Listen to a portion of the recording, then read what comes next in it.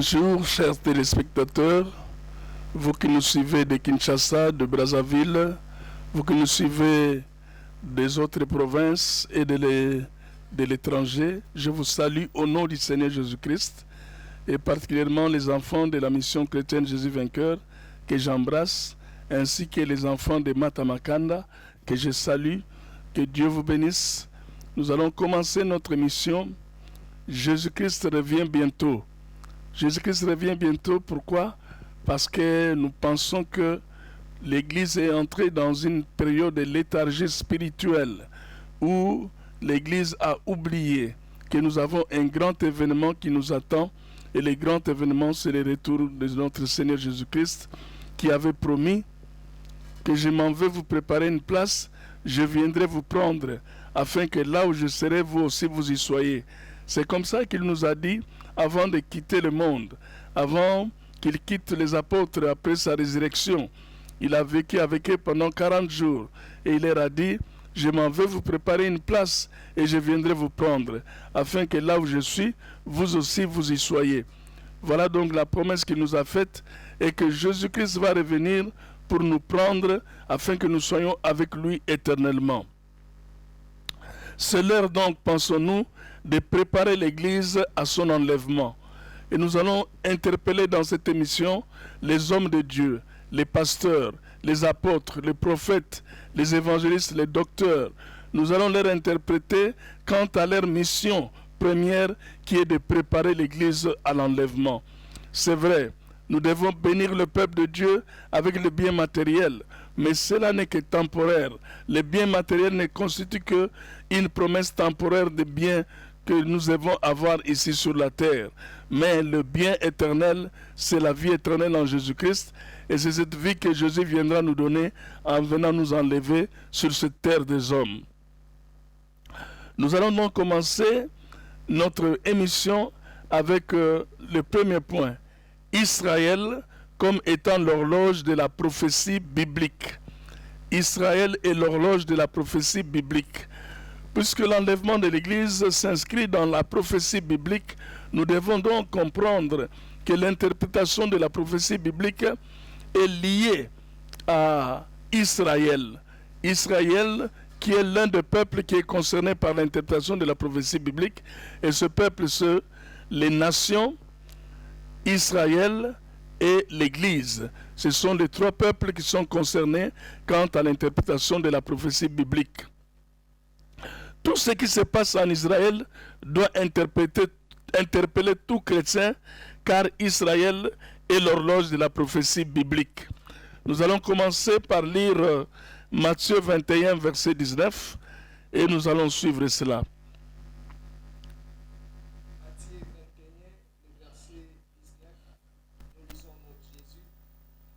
Voyant un figuier sur le chemin, il s'en approcha, mais il n'y trouva que des feuilles.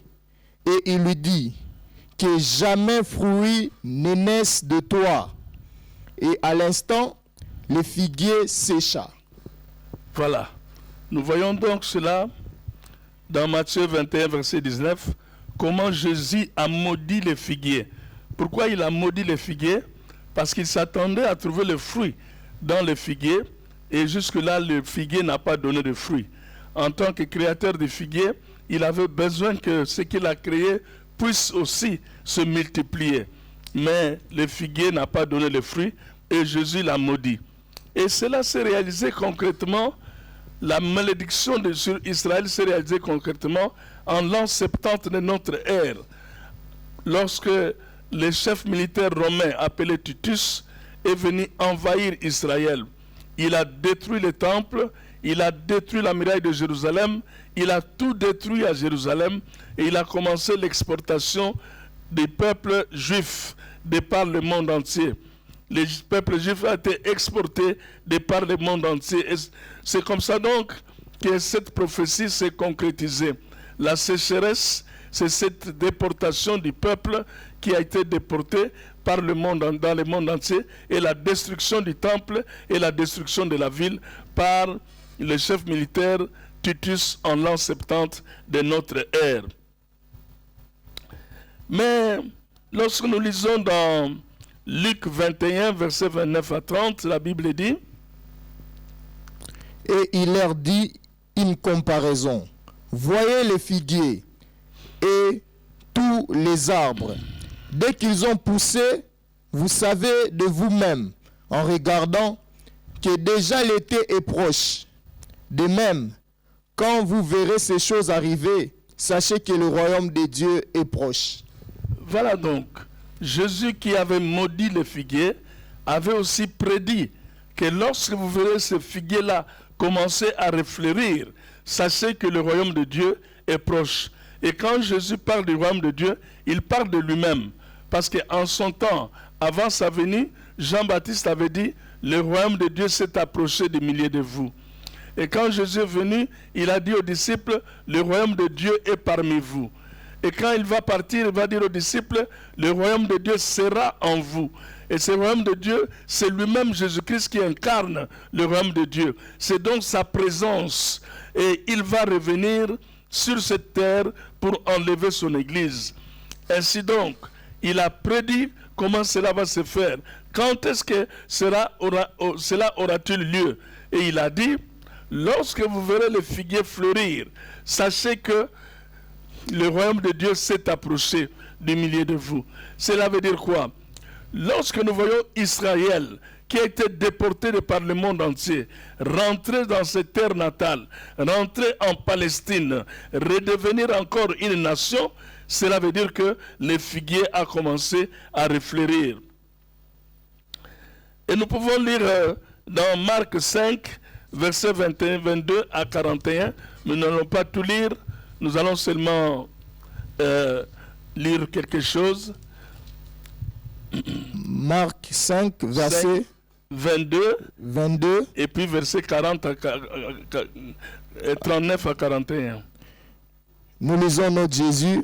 Alors vint un des chefs de la synagogue, nommé Jairus, qui l'ayant aperçu, se jeta à ses pieds et lui adressa cette instante prière. Ma petite fille est à l'extrémité. Viens, impose-lui les mains, afin qu'elle soit sauvée et qu'elle revive. Le verset 39, nous lisons le verset 39. À 42. Ils arrivèrent à la maison du chef de la synagogue, où Jésus vit une foule brillante et des gens qui pleuraient et poussaient de grands cris. Il entra et leur dit, « Pourquoi faites-vous du bruit et pourquoi pleurez-vous? L'enfant n'est pas morte, mais elle dort. » Et ils se moquèrent de lui. Alors, ayant fait sortir tout le monde, il prit avec lui le père et la mère de l'enfant et ceux qui l'avaient accompagné, et il entra là où était l'enfant. Il la saisit par la main et lui dit, « Talita Kumi », ce qui signifie « Jeune fille, lève-toi, je te l'ai dit ».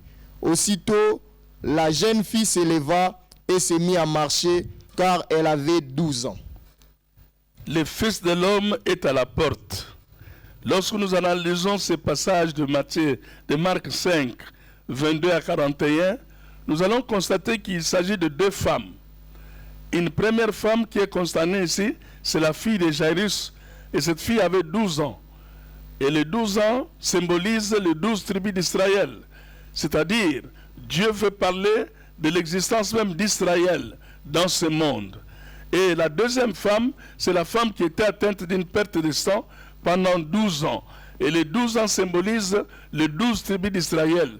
C'est-à-dire, comment est-ce que l'Église, pour laquelle normalement Jésus n'était pas venu, parce que Jésus était venu pour les tribus perdues d'Israël, comment l'Église a profité de la grâce de Dieu pour être sauvée et pour être comptée parmi ceux qui seront enlevés.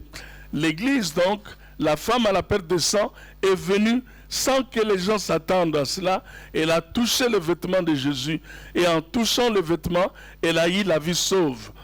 Et pendant ce temps que la femme touchait le vêtement de Jésus, c'est comme si on a oublié la raison pour laquelle les anciens étaient venus pour interpeller Jésus d'aller guérir la fille de Jairus. Jairus qui est le chef de la synagogue, c'est-à-dire l'image de Dieu, et la fille est l'image d'Israël.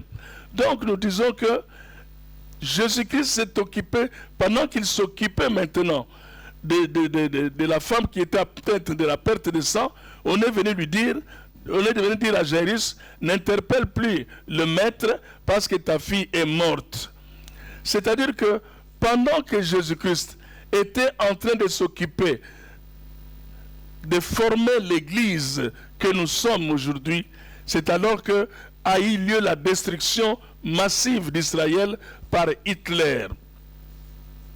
Hitler est venu et il a détruit tous les Juifs qui étaient en déportation. Il les a poursuivis partout dans tous les pays d'Europe pour les exterminer. C'est ce qui a conduit jusqu'à l'Holocauste juif, où on a tué plus de 6 millions de Juifs en un seul jour. Ainsi donc, on est venu dire à Jairus que ta fille est morte, n'importune plus le Seigneur. Cela veut dire quoi? Qu'on est venu lui dire à Jésus que Israël n'existera plus. Israël, c'est fini. Hitler va tout détruire. Il n'y aura plus d'Israël sur la terre. Mais Jésus leur a dit, comme il a dit à Jairus, crois seulement, ta fille n'est pas morte. Ainsi donc, en 1948, le 15 mai exactement, a été proclamé l'État indépendant d'Israël. Voilà donc, à partir de cette date-là, nous devons comprendre que depuis le 15 mai 1948 a été proclamé l'État indépendant d'Israël. L'Église doit faire attention parce que le Seigneur a renoué avec son peuple Israël. Israël est le peuple terrestre de Dieu, tandis que l'Église est le peuple céleste de Dieu. Nous ne devons pas confondre les choses. Ici sur la terre, c'est Israël qui est le peuple terrestre de Dieu. Et Dieu a renoué avec Israël depuis ce jour-là. La preuve en est que les Arabes ont tout fait pour que l'État qui venait de naître puisse être étouffé dans l'œuf, mais ils ont échoué. Et le grand échec a été le jour de El Kippour, où ils ont programmé la destruction massive de tous les Juifs par des avions qu'ils ont apprêtés. Mais le matin, en se réveillant, ils ont retrouvé que les Juifs sont allés détruire leurs avions à même le sol. Et les avions ont été détruits et n'ont pas pu voler. Et c'était la grande victoire d'Israël sur le peuple arabe. Bien-aimés dans le Seigneur, tout ce qui se passe en Israël doit nous interpeller. Il faut aussi être interpellé par ce qu'a fait le président Donald Trump. Lui, qu'est-ce qu'il a fait? Il a simplement ordonné que l'ambassade des États-Unis soit transférée de Tel Aviv à Jérusalem. Humainement parlant, ça ne veut rien dire. Mais théoriquement, mais spirituellement, ça veut dire beaucoup de choses. Parce que Israël prône toujours que Jérusalem est la capitale éternelle d'Israël. Donc, en faisant ce transfert-là, Donald Trump a reconnu l'État d'Israël avec sa capitale éternelle, Jérusalem. L'Église donc doit faire très attention pour savoir que quand Dieu a renoué avec son peuple, il reste un peu de temps seulement pour que l'enlèvement ait lieu, parce que la fin de ce temps avec le peuple d'Israël, ça sera la grande tribulation. Alors, on a posé la question à la sentinelle pour savoir que dit la sentinelle de la nuit.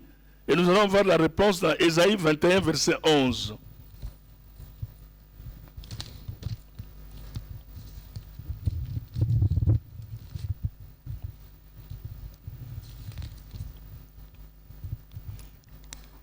Ésaïe 21, verset 11, nous lisons au nom de Jésus-Christ. Oracle sur Douma, on m'écrit de Séhir, sentinelle, que dis-tu de la nuit? Sentinelle, que dis-tu de la nuit? La sentinelle répond, Le matin vient et la nuit aussi. Si vous voulez interroger, interrogez. Convertissez-vous et revenez. Voilà. La sentinelle, c'est la personne qui est chargée de veiller sur une maison ou sur une nation. Ici, il s'agit d'une sentinelle spirituelle qui veille sur les événements qui doivent arriver, qui veille sur l'accomplissement de la prophétie biblique.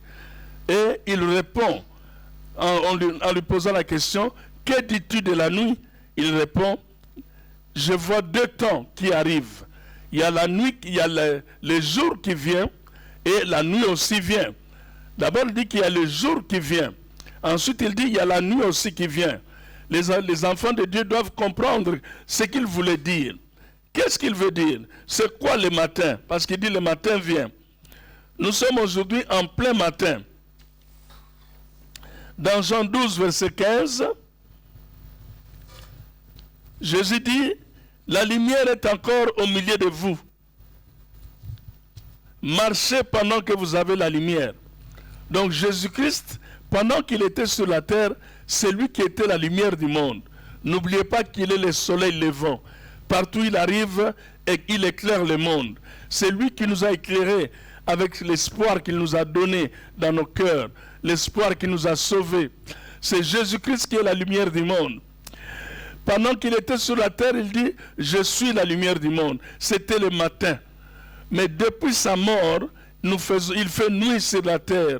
C'est pourquoi il a dit aux chrétiens, vous êtes des flambeaux qui brillaient dans les ténèbres.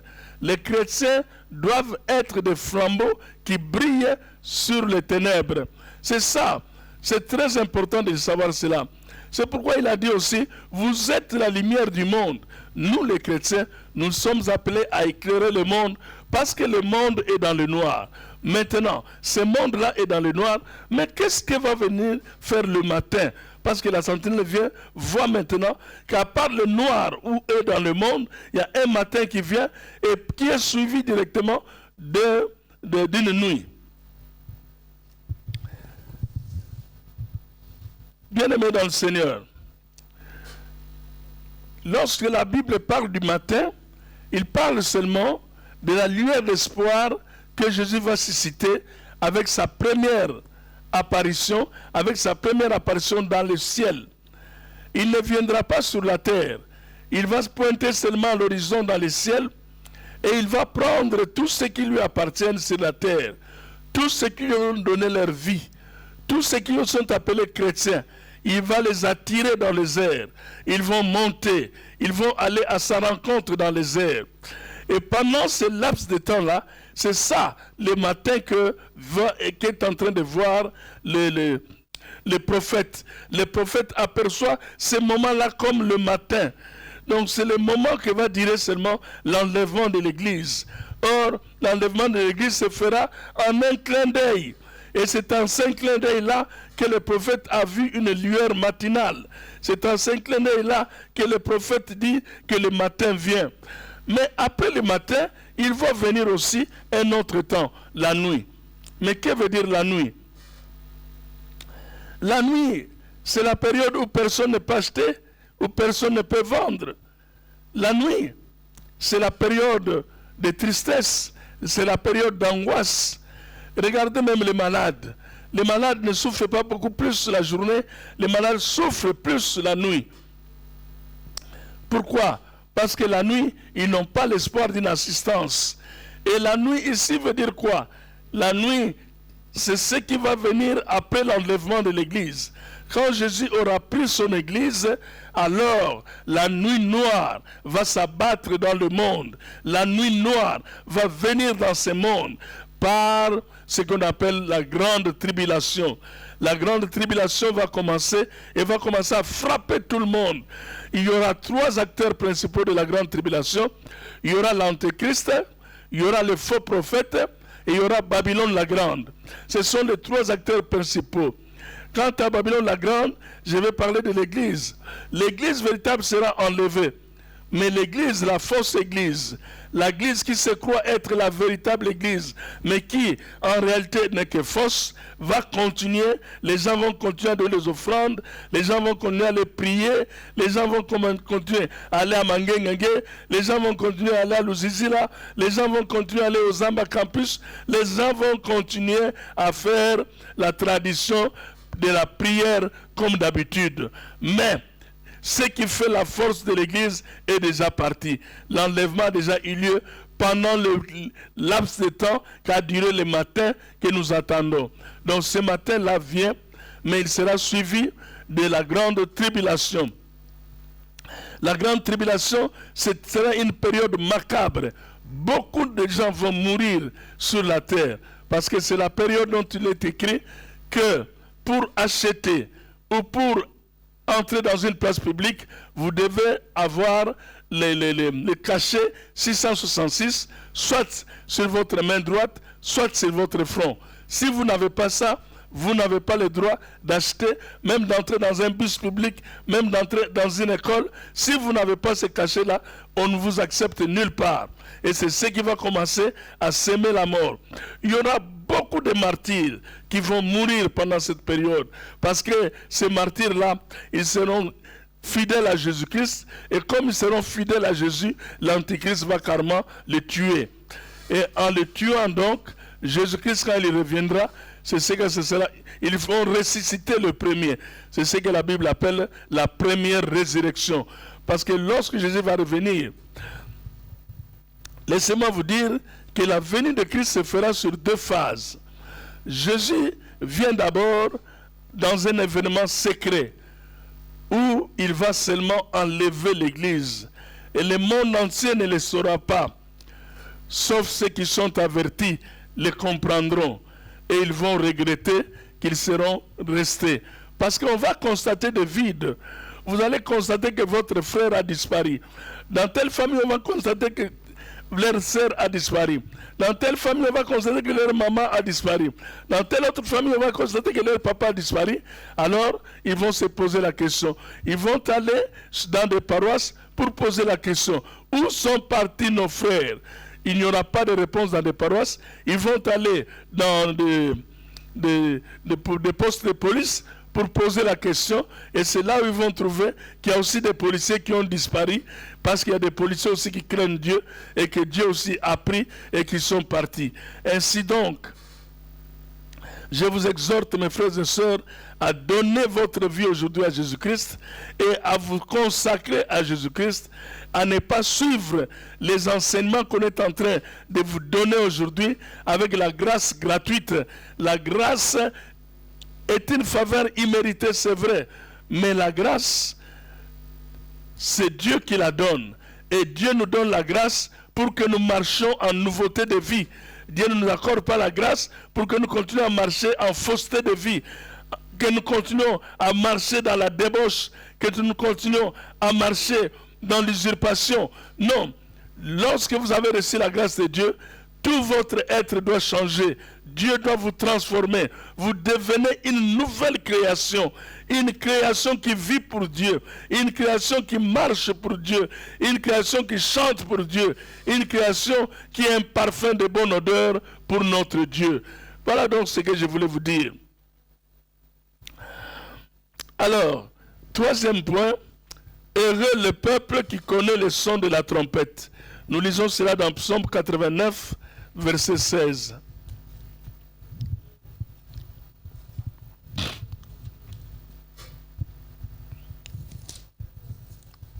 Oh. Psaume 89, verset 16. Heureux le peuple qui connaît le son de la trompette. Il marche à la clarté de ta face, ô Éternel. La Bible dit, le jour de l'enlèvement, c'est au son de la trompette. La trompette sonnera. Mais il faut que vous entendiez cette trompette. Il faut que vous soyez habitués à cette trompette. Si vous n'avez pas l'habitude d'entendre cette trompette, vous n'allez pas comprendre que cette trompette-là sonne pour moi. Et vous allez rester. Mais il faut noter une chose. Comme le dit 1 Corinthiens 14, verset 8.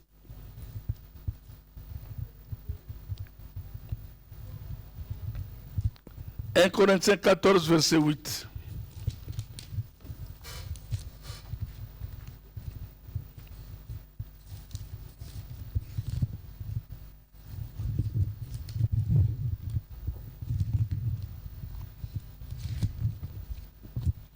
1 Corinthiens 14, verset 8. Et si la trompette rend un son confus, qui se préparera au combat? » Ah, voilà le problème qui se pose aujourd'hui et là.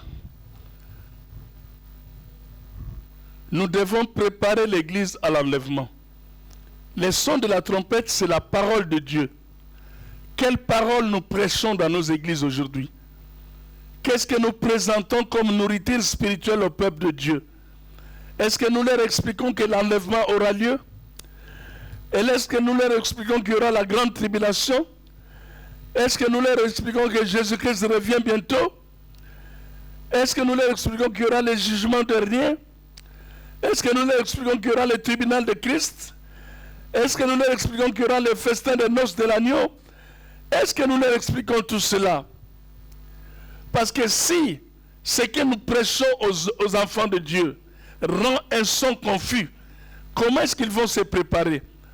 Comment est-ce qu'ils vont chercher à connaître Dieu?